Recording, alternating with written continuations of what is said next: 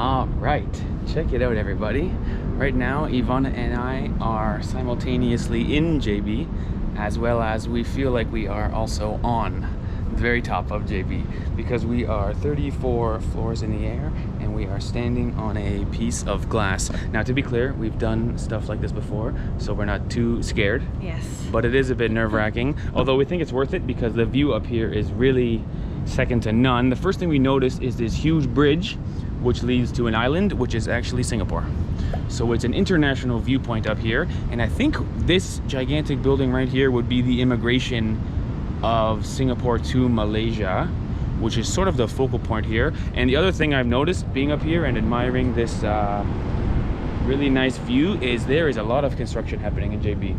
And so what we've learned is JB is right now the fastest developing city in all of Malaysia, including KL. So it's growing and things are being built even more than the capital city here in Malaysia.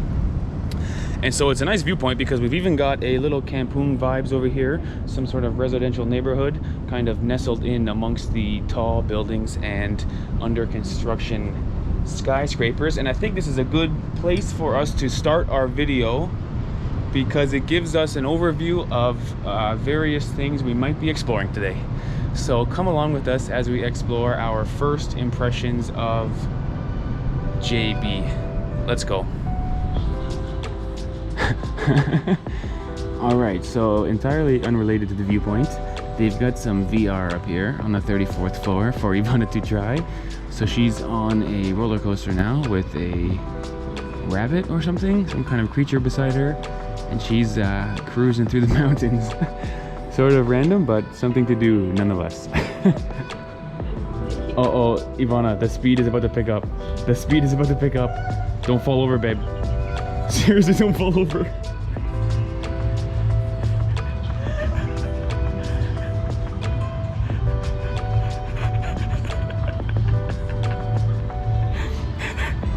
Oh, she's flying.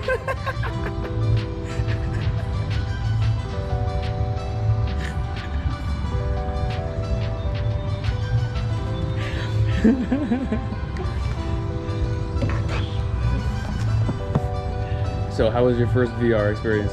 Very fun. Alright, so they've got some indoor viewpoints up there, as well as a superlatively friendly guy who is selling photos and photo albums. But in terms of the value, I would say just okay lah. Just okay. So it was 38 ringgit for us non-Malaysians, although 28 ringgit per person for Malaysians, so a bit of a hometown discount. All right. But honestly, the viewpoint was only okay. Yes. A lot of construction, and Ivana and I were sort of hoping for, if you guys remember from São Paulo, Brazil, Sampa Sky, where it was like extruding from the building and you were like really hanging on the edge of a glass box. But that one was just sort of a little balcony with some glass floors. I didn't feel as scared on this one, right? It wasn't as exhilarating. And actually from up there, we noticed a building called Coronation Park, which seems to be building something like Sampa Sky, like a little protrusion coming out the side of the building, which might be the better experience when that project is complete. So with all that being said, our next stop is Chinatown. Come along with us as we explore JB for the first time. Woohoo! Very good, let's go. Oh, something new, Ivana. This is like a city river. Obviously man-made with all the concrete and stones, but they got big fish in there. Is it like a free fish spot? Free fish spot. Go ahead, Ivana. Jump in. Jump in.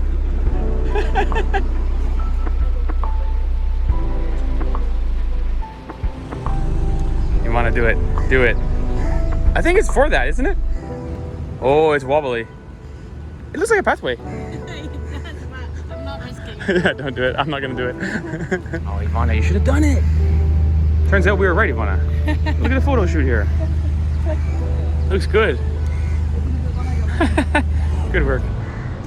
Wow, check this out, everybody. There's a huge Gurdwara right there, which, as we know from our time in Pakistan, is a Sikh place of worship, and it's actually right beside a really beautiful and really big Hindu temple. And so on our journey to a Chinese temple, which I think is just at the end of the street, we can see these three temples of different religions all sort of side by side. I feel like we've accidentally stumbled into part of Little India here. And so I'm relatively surprised because when I thought of Johor Bahru before coming here, I knew it was right beside Singapore. And so I figured it would be a mostly Chinese influence area, where based on these three temples and based on the people that we've seen walking the streets, certainly a multicultural place, sort of reflective of the rest of Malaysia, with Indian and Chinese and Malay all coming together. Right. So color me surprised. But next stop, let's go check out a Chinese temple where Ivana and I were for a big festival a few days ago. All right, so introducing the Chinese temple known as Johor Ancient Temple. Written right here, it says the Chinese temples in Malaysia where unity and coherence lives. So my understanding is there are 5 different parts of China that all the different people who speak different languages all come and worship here together. So there's multiculturalism in Malaysia, but also multiculturalism within the Chinese community here. I believe we're allowed to just walk right in. You can see people praying and people worshiping. I've taken my hat off, although I'm never sure if I should take my hat off in a place like this. Certainly in a church, you would take your hat off. Yes. I'm not sure the rules, so I'm just doing my best to be respectful. It's obviously relatively quiet here now, but 2 days ago was the Mid-Autumn Festival, aka Mooncake Festival. Right. Where Ivana and I showed up sort of not knowing what to expect, and there must have been some different competitions happening because everybody was out in their most beautiful hairstyles, their most beautiful attire, and there were tables out front where people were eating. There was a really good audio visual component where there was a microphone and a screen board. There was certainly a big festival happening, although Ivana and I didn't really know what was going on. We sort of sat in the corner and just admired. Yes, exactly. And so we'd like to take this opportunity here to cut to a clip of us trying some mooncake, which was so generously donated to us by one of our members' sister. So check out us first time eating homemade mooncake. All right, first things first, love the packaging. Thank you, cherish the present. No thank you. Cherish the present time and happiness around us. So in here is, I think, 4 mooncakes. Now the festival you guys just saw is the Mooncake Festival. I believe this says Journey of Moose. Moon. Oh, moon. Moon. Ah. Journey of Moon. Now the fillings inside could be a host of different things. We've had one before that was lotus flower, Right. which is something new. Let's see what we've got in here. Oh wow. Oh, it's a turtle. Love the shape, right? Yeah. It's a little turtle. Now ours were in the Very fridge. cute. It's cold. Is that right? The right way to do this? We are new at the whole mooncake eating. I think it's fine as long as it's not hard. It's a bit hard. I'm gonna go ahead and take a big bite out of the turtle. Is it right? Yes, do it.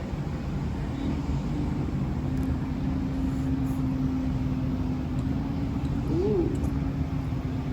What is inside? Looks like. What does it taste like? So the outside is pastry.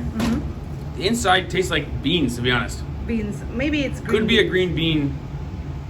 paste. Yeah. No, maybe. Ooh. What is it? It looks Like- green, no? Like seeds. What are those little seeds? I think it's sunflower seeds. Sunflower seeds. It might be sunflower seeds, like this. These little seed. Yeah. I think it's sunflower. Is it good? Sunflower seed, right? Yeah. The flavor is very good. It's very rich. It fills you up quickly. It's very dense, you know? But this is commonly eaten around the Mooncake Festival.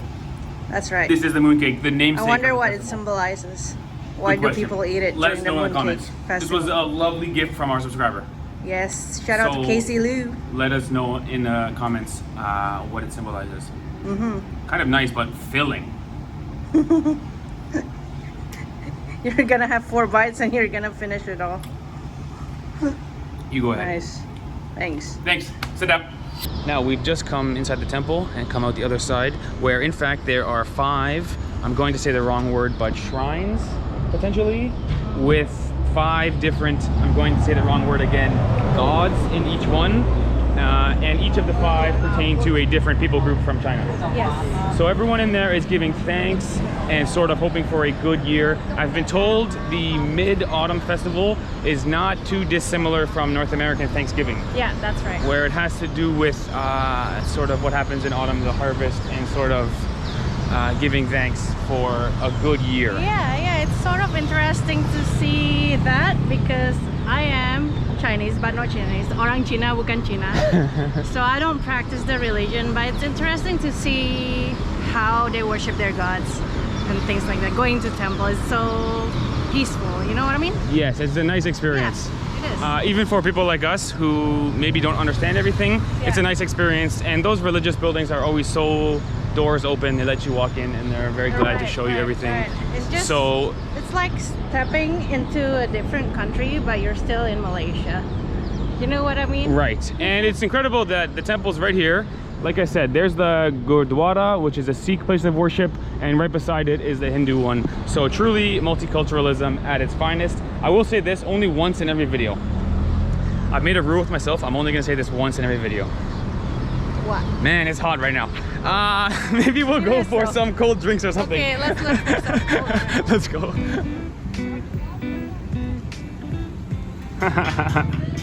Pilates and bagels. There's the name of a shop I never thought I'd see.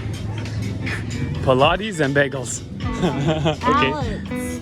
It's not Pilates. What's palates? Taste, flavor, your palate. Is it? Is it? I thought it was Pilates. Like the exercise, like Zumba or whatever. Palates. Oh, that's embarrassing.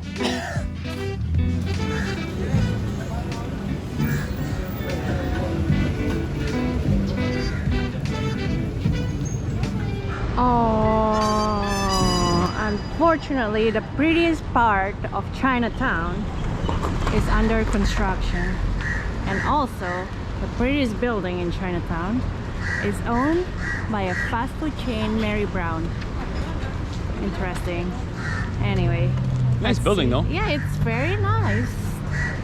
Let's see if we can get some cold drinks. Maybe not there, somewhere else. I think this is almost like the main street here. Yes. Too bad, but Well, let's explore this one. We go the opposite. Yeah. Oh, this is the one they talk about. Everyone's recommended this place. Well, me. Really? I think this is the one they recommend. What's in there? Chicken chop. Wanna try? Okay. That's Let's the go. one? I don't know. We'll check the YouTube comments again. I think it's the one. Yes, I knew it. Wow, me. This is the one. Since 1946. Time for a black pepper chicken chop. And honestly, I love the look of this restaurant. Malaysia has taught about good food. It doesn't have to come from a freshly renovated, very fancy, new floors, new countertops. No. They put all the effort into the food and they put no effort into renovation. And that's how you know the food is good, because they got the reputation and they got the longevity from 1946. Looks amazing. Yeah, right there, Ivana. Ooh, looks good. So I know the food is good for this chicken chop because the whole front page of the menu is 2 pages, full spread chicken chop information. Right. Now, pretty common in Malaysia, you write your own order. So I wrote the thing, and I wrote number 2, and I wrote black pepper sauce as per the YouTube comments. It doesn't say anything about black pepper sauce here, but the YouTube comments say black pepper sauce. And for me, fresh lime. You want fresh lime? Fresh lime? Let me see. I don't know. I see a lot of people with like really refreshing iced coffee here. Oh my god, look at the history. Wow. It is open since 1946. So I guess World War II ended, and this place opened up Yes. 1 year later. Yes. Until now, still going. Yes. My parents, they weren't even born then. So it's a historical old place Right. that people has been coming here for generations. And actually, the first time in recent memory, we've ordered the same thing. Usually we order 2 different things and share. Yeah, this actually looks good. What is this? Passion fruit smoothie. Okay, I'll get that. Okay. Can I write, for remark, can I write extra passion? Oh my god, no.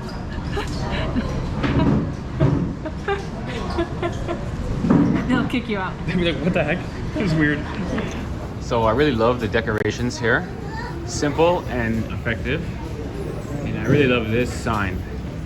Delicious Coca-Cola relieves fatigue. The most refreshing drink in the world.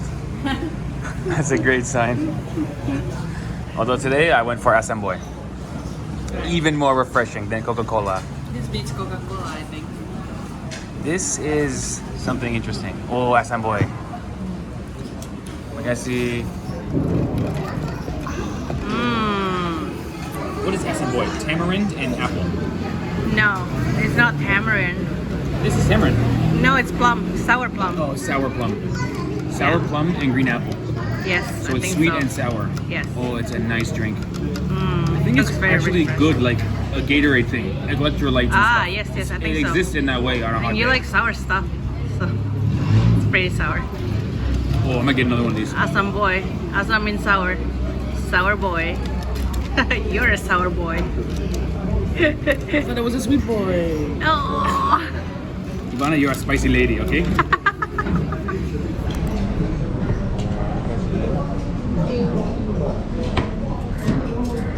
Cassie, yo, it looks so good. And the chicken is so big, no? It's as big as a ping pong paddle. You know what I mean? Yo, that looks good, Ivana. You are gonna be one happy lady. Dip it in the black sauce. Oh my gosh.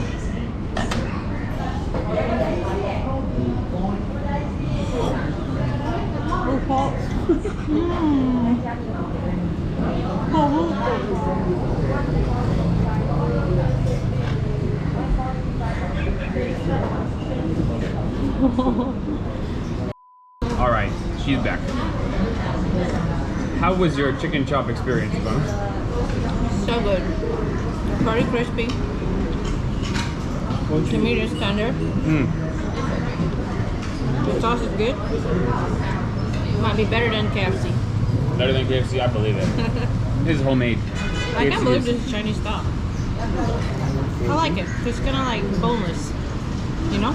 Yeah, so what is it actually? It's a huge chicken breast. There's no bones in it, right? I have no idea. I don't think so. It's as big as your hand. I mean, it's a huge thing, and they smash it out with a hammer, maybe. Yeah, I and then think so. fry it. Yeah. Pretty good. Okay, good I job. like it. Let's eat.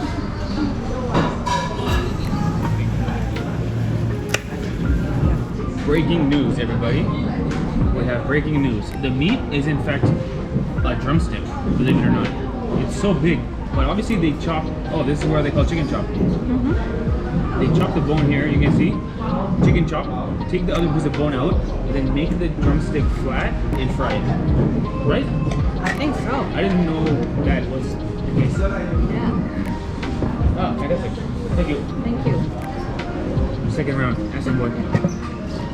This one is so good. You must get a Yeah. green apple Assam boy from here. To be clear, the chicken chop was good. I think the drumstick has more juice in it. Yeah, it's very juicy. So it's very juicy. When you cut the chicken, it's like very flavorful. But the Assam boy also very good. Yes. Very, very good. I'm so full. And the black pepper sauce, I love that there's a hint of sourness in it. Very good. All right, so pretty good food overall. I think that was my first time having a Hainanese chicken chop, and definitely the first time understanding what it is and how they make it. Yes. Was pretty darn good. Now, one thing you'll notice about almost every restaurant here in Malaysia is they tend to have one wall where they have photos of some kings and some queens. So there's a relatively unique monarchy system here in Malaysia, where my understanding is every state has their own king and queen, Yes. which take turns in power in some sort of rotational system while still maintaining a democracy where there's a president or prime minister that people vote for. Right. So there's kind of both democracy and a monarchy happening at once, and it's sort of unique. So with that being said, let's go check out the King Palace of Johor. I believe he's the Sultan of Johor. Yes. Let's go check out his palace. Oh, check it out, everybody. There's something we didn't expect. Kilometer zero of the Asian continent. So this, they're saying, is the beginning point of all the roads in all of Asia. If you're gonna drive north from the tip of Asia, you'll start here in Johor Bahru.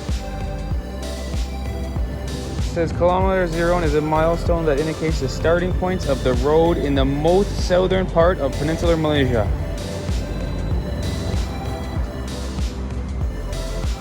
Tell you what, I think we're getting closer. A lot more crowns and tigers happening.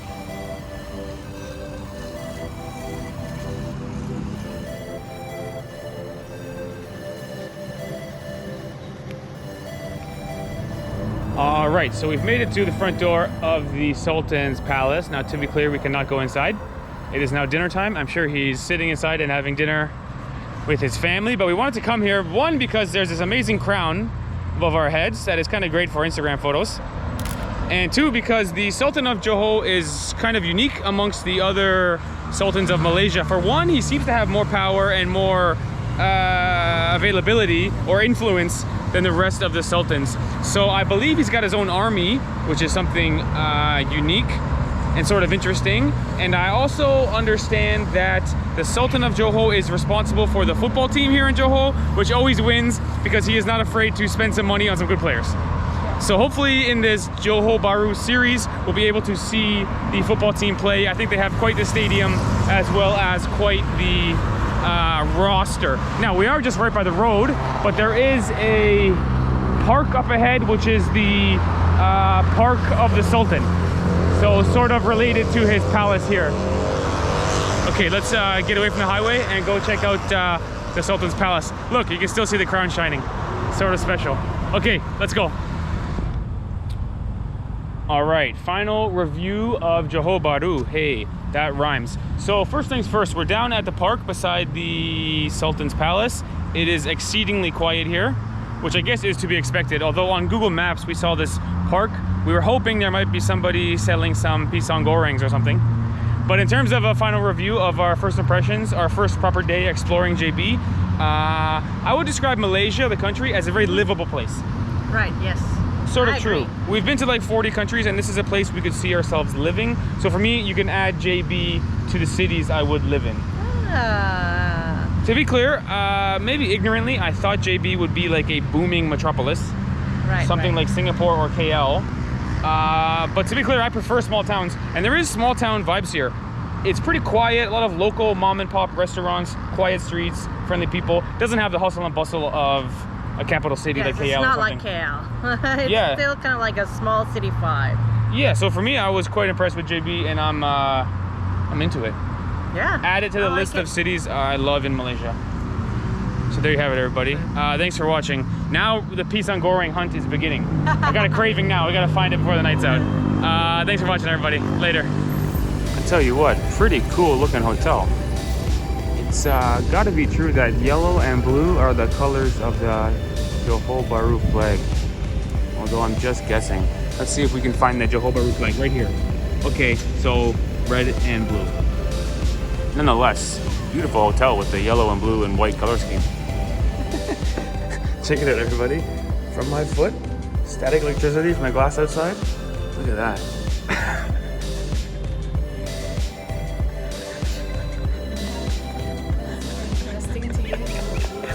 Come for the viewpoint, stay for the static electricity. Look at this, man. Oh, that one's out.